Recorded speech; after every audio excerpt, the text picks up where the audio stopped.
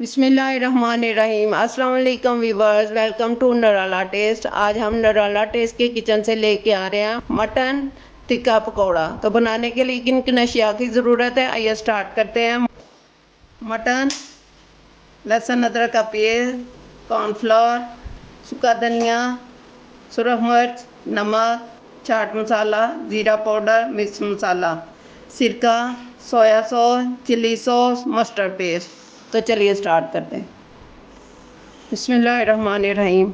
Mutton 1 kg इस तरह छोटे छोटे पीस कर लिए, ये देखें टिक्के की तरह। अब इसके अंदर डालना है सोया सॉस, सिरका, वाइट सिरका 2 टेबलस्पून,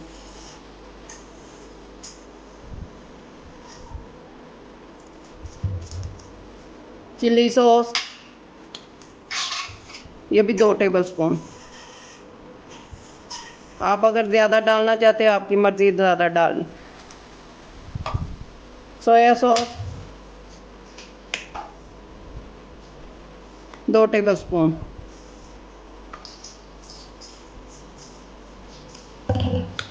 मस्टर्ड पेस्ट 1 टेबलस्पून,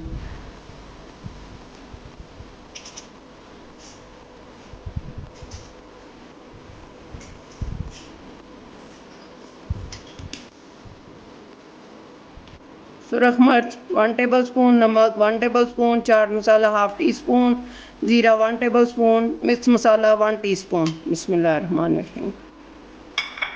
लहसुन अदरक का पेस्ट 2 टेबलस्पून। अब इन सबको मिक्स कर देना अच्छी तरह हाथ से। इन सबको अच्छी तरह मिक्स करके तो 2-3 घंटे के लिए मैरिनेट करके रख देना फ्रिज में।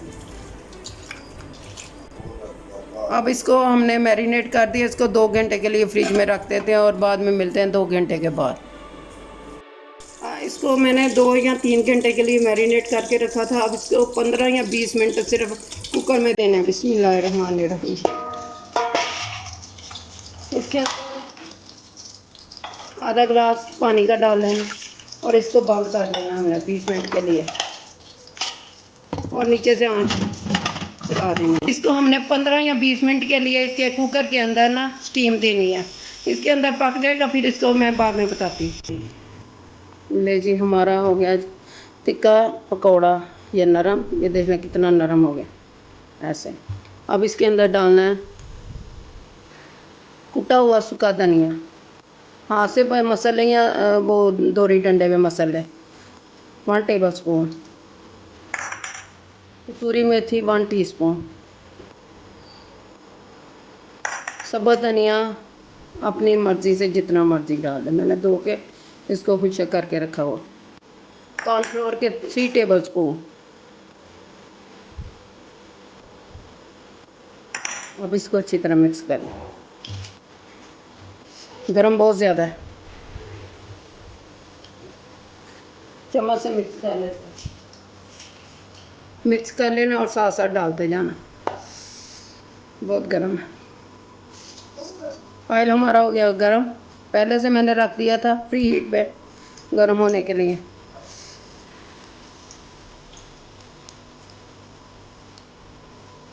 मैं सरसों का ऑयल इस्तेमाल कर रही हूँ, इसीलिए इसके ऊपर झाग आ रही है। ये मैंने पहले थोड़े से निकाले, चेक किया, अब सारे एक ही दफ़ा में डाल रही हूँ।